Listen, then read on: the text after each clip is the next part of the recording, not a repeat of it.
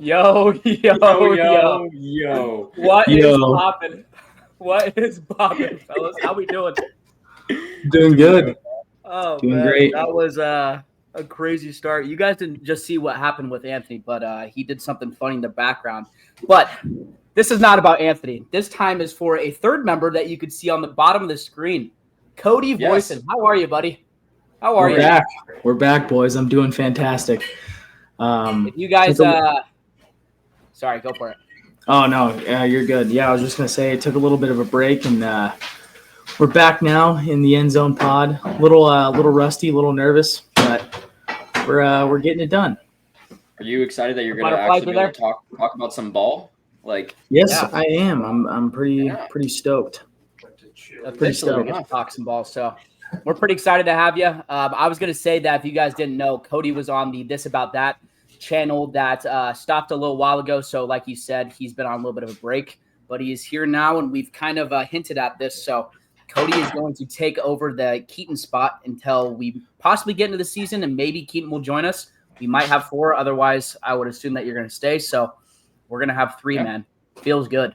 It feels good. So, Cody, welcome to In the End Zone. Yes. We are very happy to have you. But typically what we do is go for it. Sorry. Oh, no, I was just going to say very honored to be here, boys. I appreciate you guys having me on, and I'm ready to talk some NFL.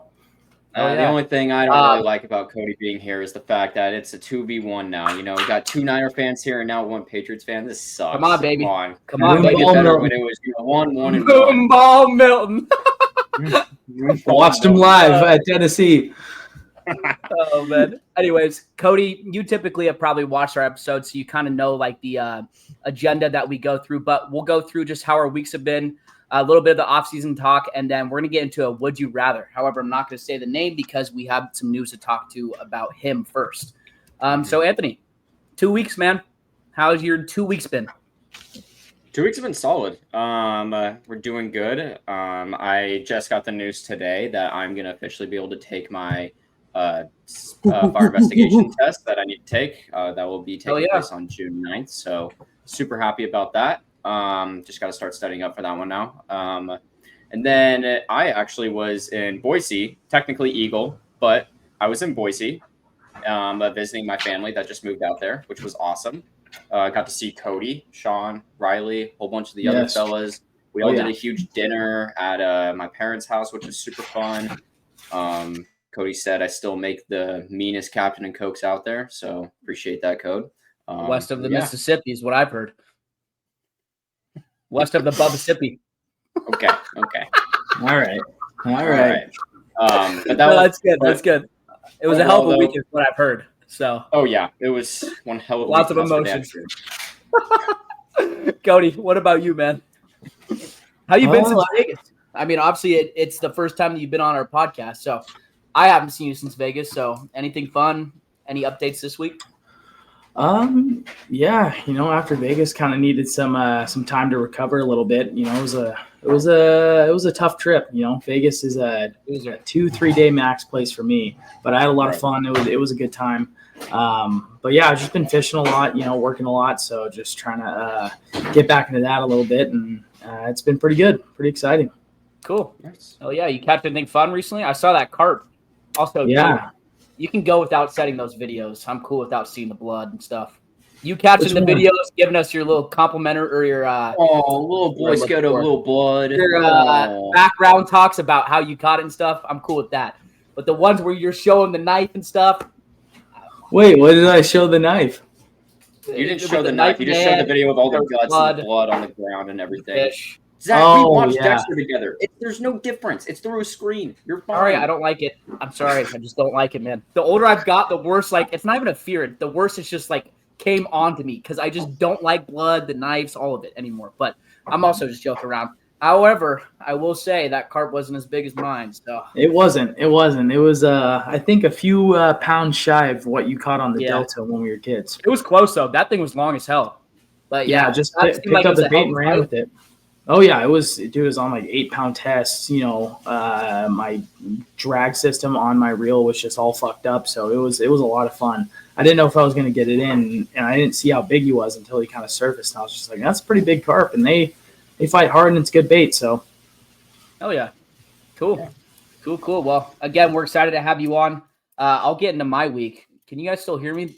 Seems like whatever that background music was, I don't know what that was, but yeah, so I think it was Cody muting himself. Anyways, my week's been pretty good. I guess 2 weeks have been pretty good. Honestly, I've just been chilling. I just ate some popcorn, so I got like all these kernels up in my teeth. So if you see me go like this, that's probably why. But again, like I said, probably about a month ago, I think 2 episodes ago, Anthony started working out. So we're getting him slowly back into the gym. He's starting. I'll be right back, fellas. Yeah. He's starting to get into more of a mindset with the gym. So I think that's been really fun for me. I've been watching the Peaky Blinders. If you guys have not watched the Peaky Blinders, go and watch it. It is fantastic. That fucking show is great. And other than that, just hanging out. Got a lot of stuff planned in the future, in the near future too. So I'm just trying to chill and save some money because it's been expensive. But that's about it. And I also want to play around with this. So bear with me, you guys. Hopefully when Cody comes back in, it should be in like the typical one that we have. He obviously removed himself, but I was gonna say typically I'm at top and then you and Keaton were at the bottom. There we go. Yeah. Okay. Well, regardless, we'll have Cody come back in. We'll test this, but we'll get into the intro. Green 18. Red 48. Settle down. Wide 80. Set hut. We suck. We suck. Get rid of Belichick. Get rid of Mac Jones. Get rid of our entire fucking receiving core. You guys are 2-8. That's what I thought. 2-7, 2-8. It doesn't matter. We still suck. So Seahawks played the Ravens. Final score was 28-25. Geno Smith, 5 touchdowns, no interceptions. Anyway, not really much to write home about that game. Just Right. This is I don't think egregious. Jared Goff is a top 5 quarterback in the NFC.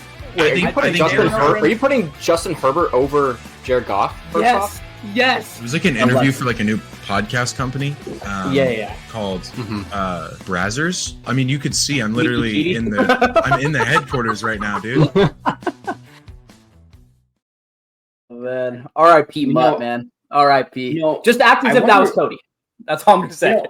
I wonder where he is right now.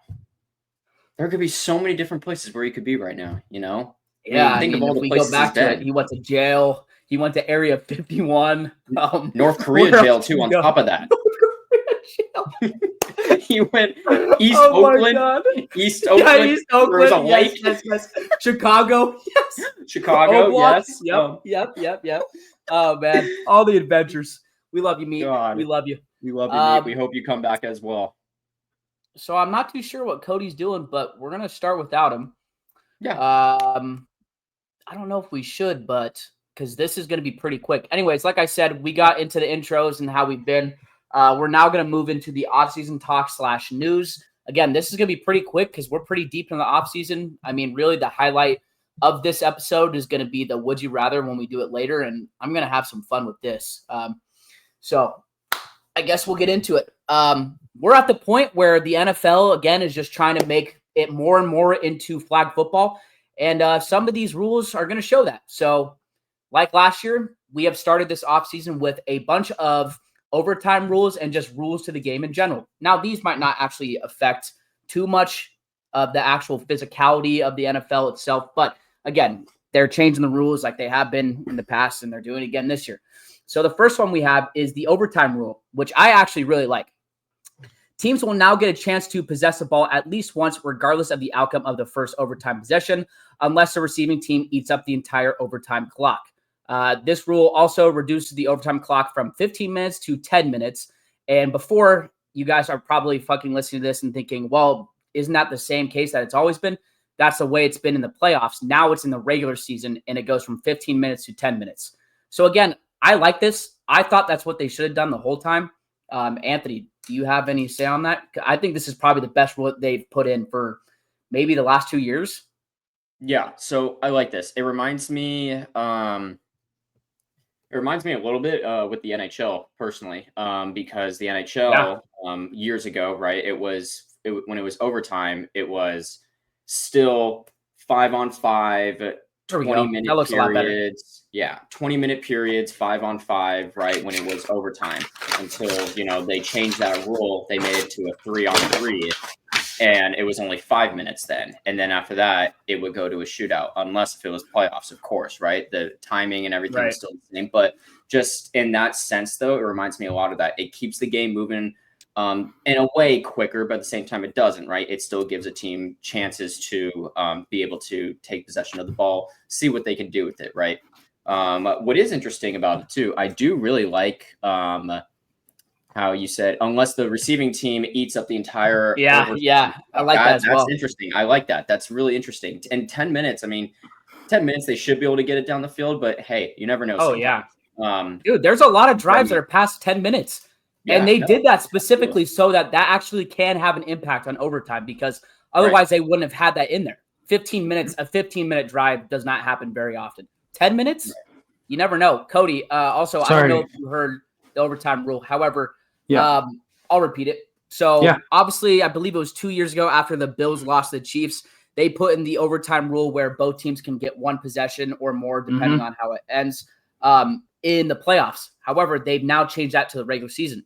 So now teams will now get a chance to possess the ball at least once, regardless of the outcome of the first overtime possession, unless a receiving team eats up the entire overtime clock. That's what Anthony was bringing up. And the rule also reduces the overtime clock from 15 minutes to 10 minutes. And I'm curious if that's in regular season too, or in playoffs too, or if that's just regular season. But that's a real possibility now. Like the Eagles last year, they could have easily done a fucking 10-minute drive in overtime, and it would have just been done. But I don't know. I'm curious now to see like how that kind of affects it. But I do like this rule, and I don't know, Cody, if you have more analysis on that. But one of my sorry, I missed a little bit of the intro. I was relocating, so you're good. Yeah, I've always, dude, honestly, like I'm old school. I've always liked like whoever gets the ball first in the NFL and score, like it's game over. So I know that some people might not agree with that. Not really, man. Like I've always been that guy. It's like, okay, you flip the coin, you make your decision, and you rely on your defense to make a stop. And then you go down, you either kick a field goal or is it kick a field goal and then they get another possession, or it's what if that first team doesn't score and then that's what I thought. Yeah. Like I said, dude, I feel like it should just be like you rely on your defense, you rely on your offense. Whoever scores first, that's game over. I feel like it's definitely going to add a little bit of an edge to the game. So I'm not in complete disagreement with it. Giving both teams a chance at, but it's just, I feel like it just prolongs the inevitable. It's like somebody needs to win at some point. And I feel like some teams can just go back and forth with high powered offenses, and their defense is just, not being able to make a stop. You get that momentum going. Like it could just be a complete shift and you just have two teams going at it. So I'm not a huge fan of it. But like I said, the game's changing and it always is. So I don't think it's a horrible thing, but I really like, whoever gets the ball first, defense stops them or they don't. So Interesting. I really like it, honestly, just because I think it's kind of a fair opportunity to both the teams.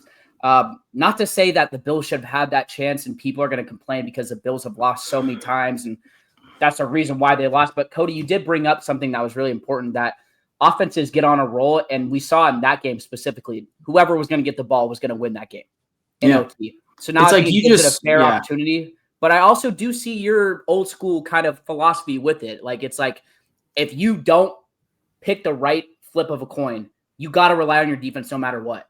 Yeah, like you can't. And just some teams do to win games. Yeah. And I do like it. Personally, I think it's one of the better rules that at least we're going to go through today. This next one doesn't really like affect us too much, but I think that's probably one of the better rules that they've inputted, because the last 2 years have just been making the NFL soft. That's me personally, but we'll get into this next one. This is the second of 3 rule changes that we are going to see in this offseason. This one, again, doesn't really affect, I guess it affects us as fans, but it's more so just like internally and like some of the front offices. But teams can now talk to players and not just their free agents their agents during the 2-day legal tampering phase of free agency. This was a big thing with Saquon. The Eagles got in trouble with it. I believe Atlanta got in trouble with Kirk Cousins as well doing this, but you get a fine, typically just a slap on the wrist, just a tampering fine. And now they've gotten rid of that. And again, it doesn't make a lot of sense because before you were able to talk to their agents, now you can actually talk to the player itself. The player was most likely telling the agents exactly what they wanted to hear. Yeah. Whatever they were thinking, this is what exactly. I need you to tell them. It's going to be the same thing. Rather than having to go through the agent, now you're going to be talking to players. I don't really think it makes that big of an impact on free agency. Like, these guys know where the fuck they're going to go. The agents represent these players well. I don't know if you guys think anything differently, but that's kind of my opinion with it. I don't really know if it's too much of a big deal, you know? I personally don't think it's that big of a deal, at least from a fan perspective. Like, I don't think it's that big of a deal. No, is what it is. I agree. I don't really think it's that big of a deal. I feel like, you know, it's like, do we really think that teams are like not talking? Like, you just get they caught. talk all the time. It's like criminals doing crimes. They're like, oh well, it's not a crime unless you get caught. Like, it's like, you don't think that they're talking to their players. I mean, right. And there are some instances where agents might they just might know better. You know, they might tell the team what they wanted to hear, and it could work out for the better. It could work out whatever. But like, these teams are talking to their players. Right. They're just not getting caught. It's just some teams got caught, some didn't. And it's like, I don't think it's that big of a deal. I think it's just, better now that like nobody can get in trouble, because it's like, it's just stupid. He's on your team. Mm-hmm. You signed him to a contract. This is a business. They should, the head coach, whoever, general manager, owner of the team, they should be able to talk to him whatever the fuck they want. Right. And so honestly, continue. Sorry, I didn't mean to interrupt you. Oh no, that's all I had to say. Really was just I don't really see how it's much of a difference or makes an impact, because these guys they're talking to him. Come on. Right. And I think you brought up a good point. It's a business. Every business, no matter what you want, unless it's super small, no matter what you want to say, a huge business to the point of where the NFL is, according to all businesses in the world, is going to be corrupt. It's going to be corrupt. Mm-hmm. If you're not doing that as a fucking team member, as a coach, as a front office member, you are losing out, because there are guaranteed teams that are doing that. Like the Eagles, they did that with Saquon. And again, I don't think this really impacts us, because we don't get to see as fans what happens behind the scenes. We get the Shams notification. We get the ESPN, all the notifications. Yeah, ESPN, just whatever you want. Whoever's got traded, whoever's got signed. We don't know what's happening. Obviously, we hear some rumors, but I mean, hopefully this kind of gets rid of the rumors that you get to see in this tampering period. But other than that, it's like, it doesn't really impact us. I would say it's like a 5 out of 10 rule change, in my opinion. Now, for our teams, it probably is great because they've been fucking cheating the system. But yeah, for us, it doesn't really impact us. Yeah. Now, this next one is pretty interesting. So last year, we brought on the idea of using replay assistant monitors, I guess, or just replay assists, just to help with if there's a first down in certain spots of the ball. Basically, we have AI that's helping refs do their jobs. Now, this year specifically, they used it, I believe, on fourth downs in the preseason, and then they tracked it a little bit throughout the season, but didn't actually use it to help. That has now changed.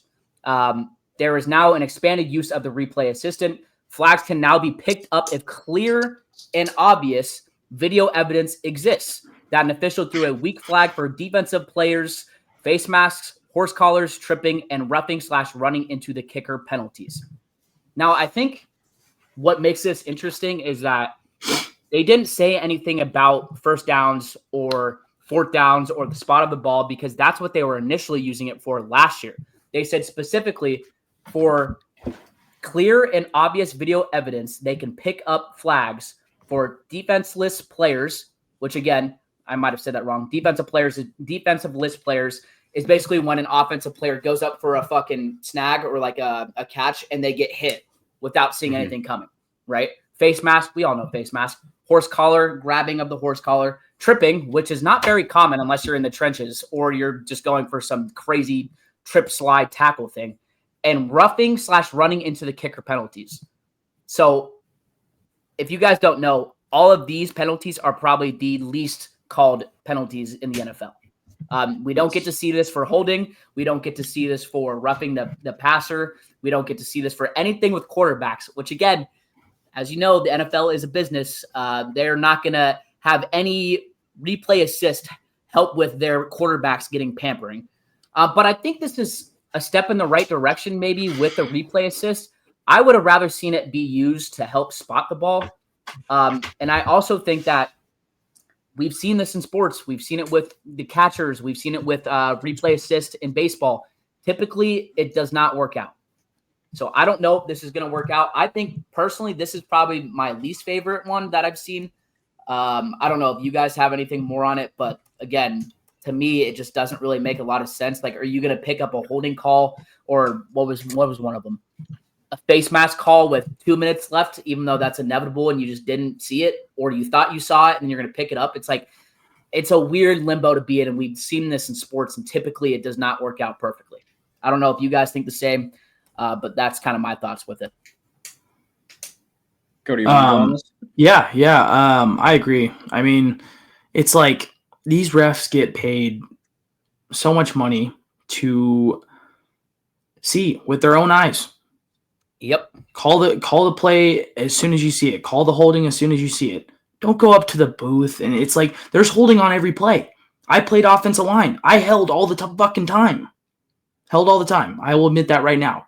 If you're not holding, like, dude, like, if they don't catch you, they don't catch you. There's some times where you're just like, might be able to get away with it, and if you get caught, you get caught. But like, they shouldn't be able to go back up to the booth and call it afterwards, because then that's just going to cause a bunch more problems. I feel like now they're not able to do that with holding on every play. Okay, I think they can only take back a flag. That's it. They can't go back and throw it. They can only take back a flag for tripping, defenseless player, horse collar, and roughing/running into the kicker. So the flags that you're saying that are like subjective, they can't do anything with. Which again, I'm like, how many times do we actually see a roughing the kicker? Yeah, it not doesn't very happen. often. Tripping, never. Often. Face mask, out of all of those, face mask is probably the most common, or defenseless player, because the NFL is getting soft. But again, tripping's stupid. Like, what is this is the thing too that I'm like, what the fuck? What does that mean? Legal tamper, or excuse me, clear and obvious video evidence exists. What does that mean? That's fucking subjective. Just like clear and obvious holding exists.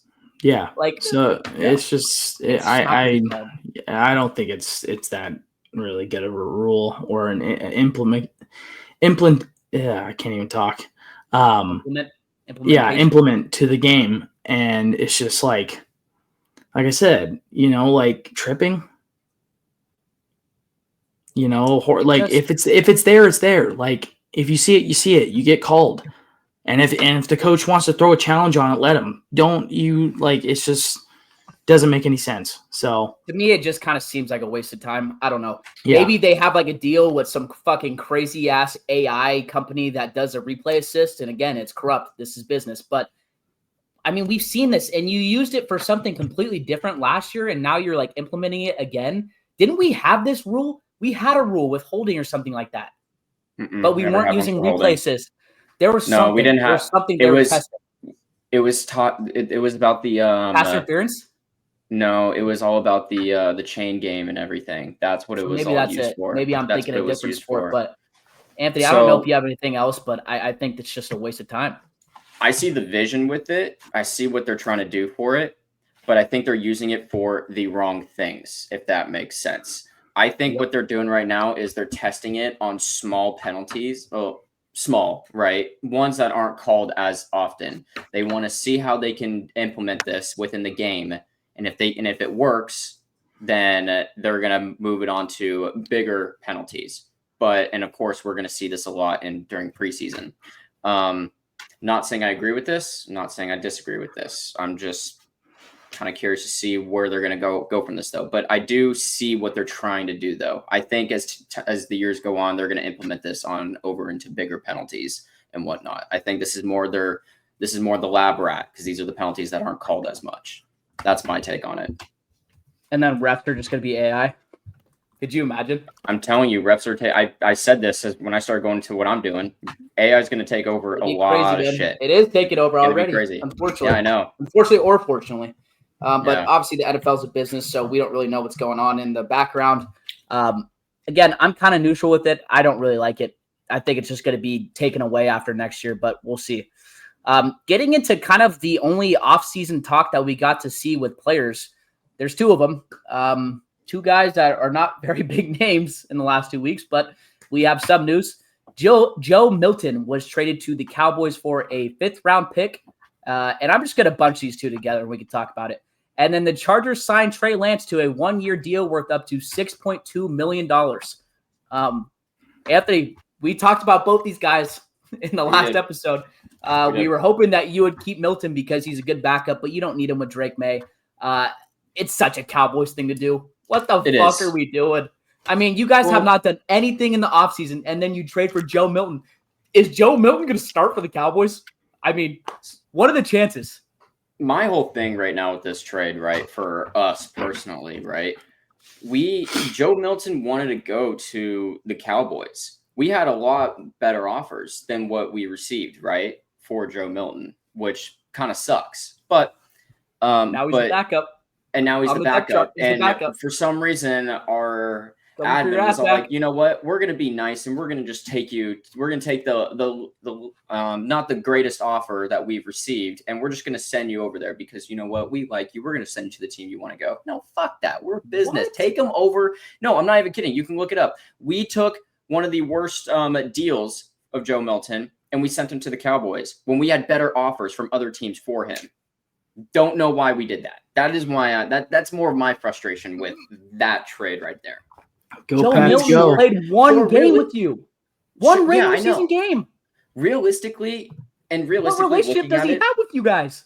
Exactly, none. That's why I'm all like, why are we being nice to him? No. But I will say we drafted him in the 6th round. We're getting a 5th rounder at least.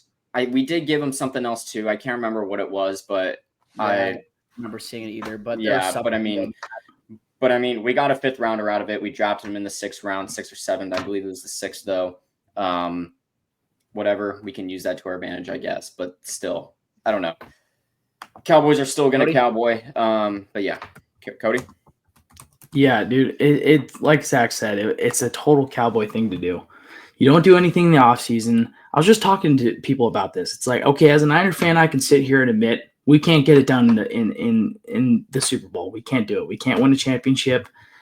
But it's like, at least we try to make moves. I've said this before. Jerry Jones is the worst owner I've ever seen. Like, he just proves, like, every year since I've been alive, the Cowboys cannot make it past they make it past the wild card, and then they lose first that round, that divisional round, or they lose the wild card game. Every year, they cannot make it past. Tony Romo, Dak Prescott, both guys that I think are regular season heroes. I'm not a fan. Like, I did, give him a little bit too much, saying that he's the worst starting quarterback in the NFL, which is not true, but I got a little heated.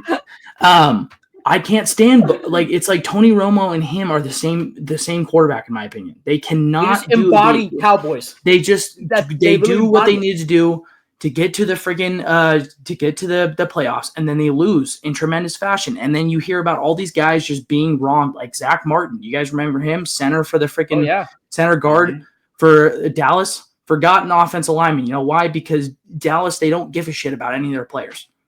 Nope. Leighton Vander Esch, who is that other linebacker that they played side by side for a few years, both from injury prone. The Dallas, that's where players go to die. I'm forgetting his name, but he was a dog too. Dog, number 50. Exactly who you're fucking talking about. Yeah. Both two linebackers. Sean Lee. Yep. Fantastic linebacker. Leighton Vander Esch, fantastic linebacker. Both of them burned. Injury. Like, you see all this happen. Like, and then you have like Jason Witten too, another guy that just entered turmoil. He doesn't play anymore. But like, I'm saying, like, you have so much talent going to this Dallas team, and they're supposed to be America's team, and these guys don't win championships. They don't even get past the divisional round, the wild card round. It's wasted potential. It's almost disrespectful in my opinion, because I love Jason Witten. I love watching that guy play. He was tough as nails. One of my favorite tight ends of all time. And you burn him. Just and CeeDee Lamb, he's on his way there. You just paid him all this money. Micah Parsons Micah Parsons, and you guys cannot make it past anything. Like, it's embarrassing as a Dallas fan, to be honest with you. Regular season heroes, Tony Romo and Dak Prescott. I'm sorry to say it. They just do what they Dallas need. In general, man. Me too. And then Jerry Jones doesn't care as long as he gets a paycheck. As long as he still has the owner title, he's fine. He's fine with how his players are treated. He's fine not winning anything. He's fine with his stadium selling out because it's a huge attraction in the state of Texas. He doesn't care about winning. He doesn't. I'm sorry. Like, and as Dallas fans, if they come at me, they come at me. But you guys know it's the truth. And I can sit here and say my Niners, we lose the Super Bowl. I will sit there and admit it all day. I've seen my team lose three Super Bowls in horrible fashion every single time. So, but as a Dallas fan, it's like, what are you doing? Why are you trading for Moonball Milton? I watched him live at Tennessee. I was there. He has the most beautiful overthrown ball of all time. It's beautiful. It's absolutely. I have a video of him overthrowing a ball on accident. Dude, as a cannon. On accident, because I was trying to film to see where I was going in the stadium to meet up with everybody.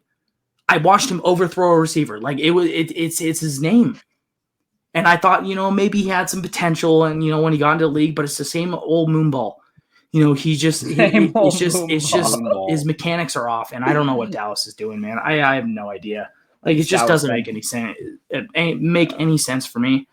Look, it's ridiculous. Look, I think, honestly, you said it pretty well. The Niners can't speak a lot on that because we do lose when it matters. However, at least we make moves and get through a couple playoff games. If you are an accountable Cowboys fan, not saying that Cody and I are always accountable as 49ers fans. However, we've gotten better. If you were an accountable Cowboys fan, you right now would say, what the flying fuck are we doing? What have we been doing for the last 3 years? If I was a go down the list. If I was a Dallas fan, you draft players, and then what happens? They leave or they get fucking shit because you suck as an organization. You suck. And then you fire your fucking head coach almost every fucking year. And then you hire some random dude that was an assistant fucking strength and conditioning coach or some bullshit. Like, what are we doing? Yeah, they hired a guy that went to a Super Bowl with Aaron Rodgers and then cans him because, yet again, Dallas does what Dallas does. And I think it all goes back on Jerry. I'm sorry. He is the head honcho. He has every say in everything. For that, he has a tight grip around the Dallas Cowboys nuts. And I'm telling you, I hate to say this, but until that guy turns over in his grave, there will be no change in Dallas.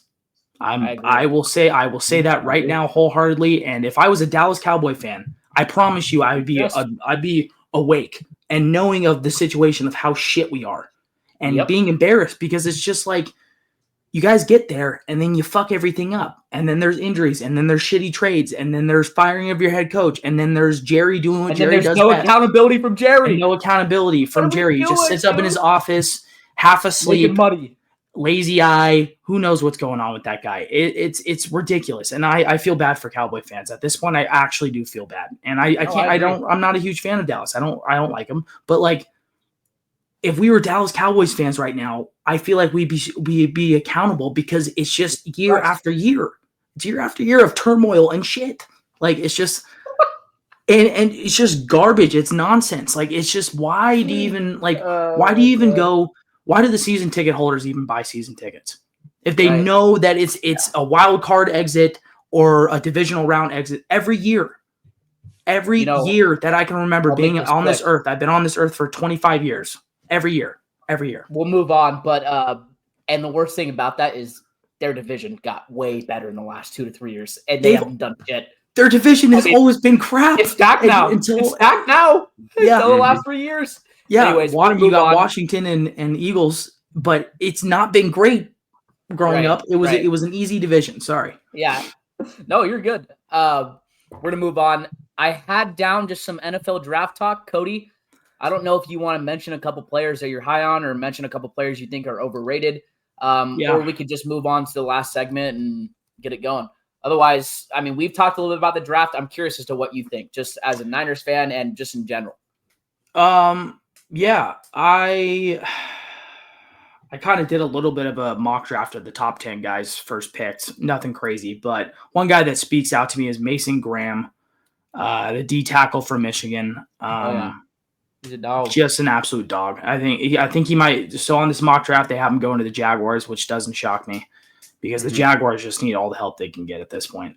But yeah, dude, he's disruptive. He's big, has a high motor. He was by far the best defensive lineman in college football last year. Even though Michigan had the year they had, he was still fantastic. Dare I say, he kind of reminds me of a bigger Aaron Donald. Like he has a motor like Aaron Donald. Yeah, he does. He has the nuts the hips. He's got the hands. He's got the dude. He just got the all-out motor, like we were saying. And I think he's very disruptive too. So I think he's going to be a very impactful player for the Jags. Another one I was seeing, just because we're Boise State fans, is Ashton Jeanty. I think he's going to the Raiders. That's what these mock drafts are saying. It's either Raiders or Dallas. Like I said, don't go to Dallas. Your career will die. Or the Bears. I saw the Bears too. I saw him going to the Bears. That's where he goes to die. So, at least the Raiders, it's like, I feel like they got a little bit of something going there. Like, I hate to say it as a Niner fan, but Bears like at some point, it's like you have the most losses in NFL history. The Las Vegas Raiders, Oakland Raiders, whatever the fuck you want to call them. They have they got to start making moves, and it's like I feel like with Ashton, they add a few offensive linemen. Their defense is not horrible. I feel like the Raiders could finally maybe make a push with drafting Ashton, and I think Ashton's going to be a great fit for the Raiders. For sure. So Cody, real quick, fucking silver. I'll say that. Yeah, I think so too. So real quick, Cody, and then we can move on. Probably if Zach's cool with that, if everyone's cool with that. Yeah. I want to know, because Zach has shared his opinion with me on it, and I'm curious of what you think. Who do you guys want to draft with the 11th pick? Oh my God. I want an offensive lineman. Who? Probably. I would love Will Campbell from LSU. He is fantastic. He's a media expert. He's a PR guy. He's going to say exactly, and he's physical. He's fast off the ball. He's got great hands, and he finishes blocks, and I love that. As a former offensive lineman, a guy that you guys know, I'm very high on the offensive lineman and the big guys up front. I love Will Campbell. I also... Yeah, I was literally about to say, Cody, we actually just saw a video of him smoking weed. I mean, it's coming from in the end zone. We are the source, but we are smoking weed. Snitches, bro. However, Kyle Shanahan, do not see this draft. Yeah, don't see that, dude. You're gonna freaking see it. But also the offensive lineman from Minnesota, he speaks to me. I always forget his name. God, what's the? I gotta look this up now. Are you talking about the one from Missouri? Missouri and Minnesota. Minnesota had the Minnesota one's good too, but I don't think we'll pick him at 11. I don't think so either. Oh, I know who you're talking about too, and I can't think of his name right now. Dude, he's fantastic, bro. Like he's good, but I don't know about his name's Ariante Ursary. Yes. That's his name. He is long, he is fast, he is big, he is physical. And I think he would be a great, great, great offensive lineman for the Niners. I also could see us going with the guy from Missouri as well. I don't know how to say his name. Membo. Yeah. I watched Missouri a little bit the last few years because they've had some underdogs. Love them. He was fantastic too. Like I said, like all three tackles that we've noticed. I could see Will Campbell going inside too, playing a little bit of guard. He does have that guard build, but I think we need a little bit more help at the tackle position. Right. Or playing guard until Trent retires. Yeah, that too. Like I said, all of them are great attributes. Will is a little bit, he's a little bit smaller, but he's just as physical, just as, finishing his blocks. But that Armand guy and the Arante from Minnesota, they're long. I want them. They have a perfect offensive line build. But I think we need to go offensive tackle because I think we need help there. Besides Trent Williams, it just looks all shaky to me. I'm sorry. Yeah, it just does. It really does. Our offensive line has really kind of dropped down in the last few years. And I think it's time to rebuild. You want those tackles, man. You want a guy like Trent Williams because it just gives more time for Purdy or anybody else who's playing QB. More time. You need that blindside guy too. So I think an offensive lineman is definitely going to be the way to go. Yeah, I agree. Well, we'll talk about it a little bit more in 2 weeks because that'll be, I think, right around the time in which the NFL draft is coming up. But we are going to get into our last segment, and they kind of go hand in hand with each other. Unfortunately, fellas, Julio Jones has retired from the NFL after 13 seasons. And if you guys don't know now, that kind of ends the streak of all the GOATs of our generation with wide receivers playing in the NFL. We had this kind of happen with the quarterbacks after Tom Brady, and now that has happened with Julio Jones and wide receivers. So now we are going to get to the main event. And typically, if you guys have watched the last 2 weeks, we have been doing blind rankings of just Niners moments, players, stuff like that. But we're going to do a Would You Rather Julio Jones edition. Fellas, I'm pretty excited about this. There are a lot of controversial names on this. Julio Jones, in my opinion, is top 10. Some people have him in their top 5. We're going to see, though, because there are some good names on this list. Are you guys ready? Yep. Cool. The first player on this list is Mike Evans. And honestly, we'll just do this. I'm going to go in a circle. Cody, Anthony, me. So the first player on this list is Mike Evans. Love Mike Evans, but I'm going with Julio. I think Julio just had a better career. I mean, he really made the Atlanta Falcons. Mm-hmm. You know, you had God, what's his name at QB? Matt Ryan. Matt Ryan at QB, and you had Julio Jones. I mean, they're just the dynamic duo. And you had what's his face at running back? Kind of a forgotten Freeman? running back. Yep. Devontae and yep. And he was good too. But like I said, dude, Julio made that team. The reason why they made, in my opinion, that Super Bowl against the Patriots was because of Julio. I mean, he's just outstanding, dude. You throw the ball anywhere, he's coming down with it. He's clutch. He's big. He's fast. I mean, he's just the prototypical like wide receiver. And I have him like around my about top 12, top 10, top 12. He's great, dude. He's a fantastic wide receiver. I'd definitely take him over Mike Evans. Yeah, 4 catches, 87 yards against the Patriots in that Super Bowl. Yeah. Oh, my God. I don't know about that one. This guy was fucking typing, and I thought he was putting shit into our agenda. 28-3. That's against the Patriots, bro. 28-3. No, I'm just kidding. No, it's Julio. Yeah, I'm not even going to explain it. It's Julio, and it's pretty easily Julio. No disrespect to Mike Evans, because that might be the most underrated player of our generation, but it's Julio easily. The next name up is A.J. Green. Another kind of forgotten wide receiver. I love A.J. Green, but Cody, what do you think? I'm still taking Julio.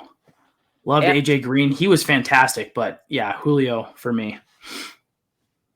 God, honestly loved watching A.J. Green play, but it's Julio. He was good, man. He was exciting to play. Mike Evans was good too. Like, just having those two guys up first. Mike Evans was good. He was a big dude, but I still think Julio is better.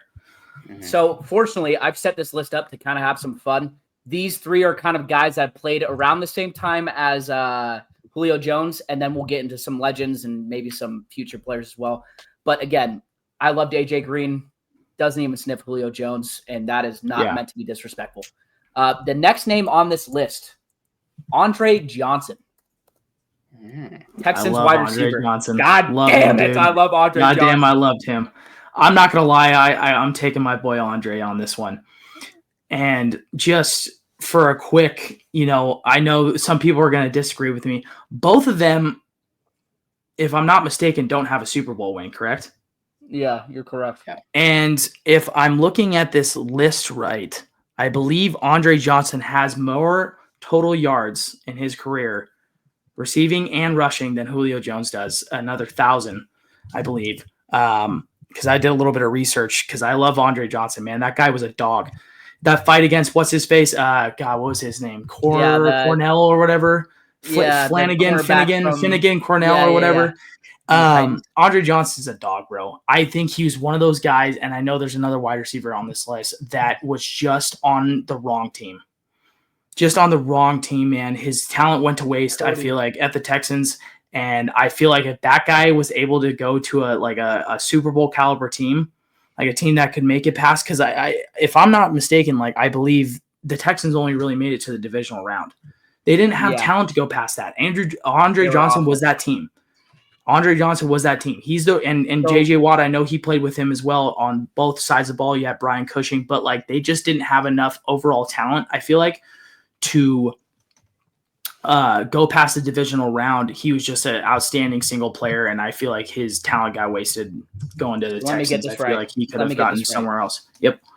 You are taking Andre Johnson over Julio Jones all time. Yep. Holy shit. Okay. That is fucking nuts. Anthony, don't tell me you agree with him. No. I will Okay, say, thank God. Cody is right, though. I'm going to make this very, very quick. Cody is right with total yards, by the way. Total yards, Andre Johnson has 14,239. Julio Jones, 13,88. 7-time Pro Bowler, man. He's one of those guys that people kind of forgot about. Come on, dude. You bring up his name like I feel like I'm taking Julio any day. Yeah, I get it. I understand, but like I'm putting my boy Andre Johnson in there, man. I got to put him in the game. Like that guy could come, like I said, he can come down with anything. He was a great route runner. He was physical with contact. Like he got hit and he was still bringing in that ball, just like Julio. But I feel like Julio had a little bit more stardom because he went to a Super Bowl and Andre did not. So, but I think Andre Johnson is better. I take him over Julio. So we're going to get into some interesting names here, and we're going to fly through the next couple of names. But yeah. I'm going to take Julio, and the only reason I say that is because Julio does everything better than Andre Johnson does, except for maybe yards after the catch. And I think that's it. Now, again, the stats say maybe a little bit differently, but I don't think Andre Johnson's better than Julio. Now, this is where it starts to get interesting. The next person on this list, Larry Fitzgerald. I put him on that list for a reason, boys. I'm going with my boy Larry.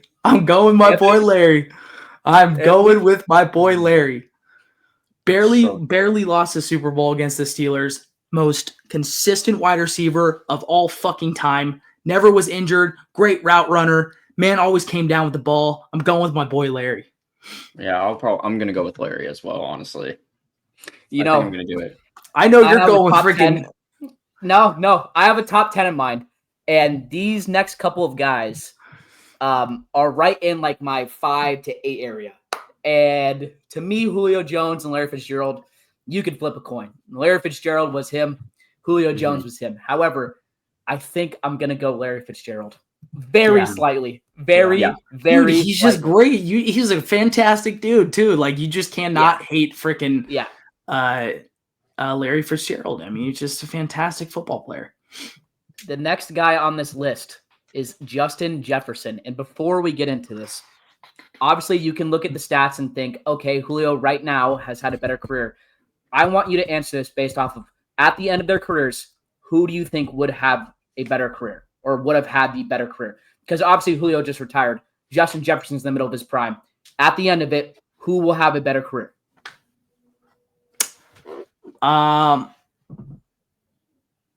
I think Justin Jefferson's going to have a better career.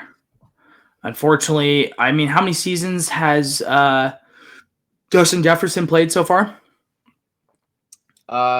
This will be his 5th or 6th year. Yeah, I believe Julio did won in 2019. He came out. How many did Julio do? Was it 13? Andre Johnson was 14. Yep. I'd probably say Justin Jefferson, man. I don't know really why I say that other than, I feel like just he's exploding on the scene like every year, and I think he's just getting better with age. He's a little bit smaller, but I think he's faster than Julio. He's more explosive. I think if he keeps doing that and he has a decent quarterback throwing him the ball, I think he's going to overpass Julio. I agree. Anthony? It's Justin Jefferson. Okay, I don't want to say it's Justin Jefferson. I think that's the only right answer. Hold on. You said Justin Jefferson as if this isn't a fucking debate. This is definitely a debate. However, Justin Jefferson's ability to catch the ball in contested areas is the best I've ever seen. At his size, he's incredible. Yeah. He has incredible hands, incredible eye vision. He is literally a different breed with that. Now, I'm going to say this. I'd be curious to see what you guys think with Jamar Chase on this list because I think Jamar Chase will be the second best wide receiver of this upcoming generation, if you want to call it. But I think it's going to be Justin Jefferson. I think he has the opportunity to become a top 3 wide receiver of all time. I just looked, dude. He's very close to 6,000 all-time yards, and it's only his 6-7 season. I think he's going to overpass yards, in my opinion, is a big stat. All-time yards. I feel like it's just Justin Jefferson. I think, like I said, he's exploding on the scene. You see him, he reels in every catch. Sometimes the camera doesn't even catch it, because his hands are so good. So I feel like they kind of played a different style of wide receiver. I feel like with Julio, so I don't get into this too much. Julio is the guy, like he can catch it in contact, but you're throwing it up to him. Justin Jefferson's, he's taking that 10-yard slant, 89 yards. He's taking that those smaller routes to the house because he's so fast. And, so I think it's different playing styles, but Justin Jefferson, yeah. Yep. All right. Well, now we're going to get into who I think are, I don't want to say the top 5 because this next one's arguably not top 5, but these are some of the heavy hitters. Next one we have, and this is the most common argument that everyone wants to make. Who is better, Antonio Brown or Julio Jones? Oh. Oh, man. I got my answer without even I have mine too. Oh, man. Although I think we differ. I think we differ. I don't know, dude. Honestly, Antonio Brown was just one of those guys that I feel like he was so fucking good. Yeah. He was insane.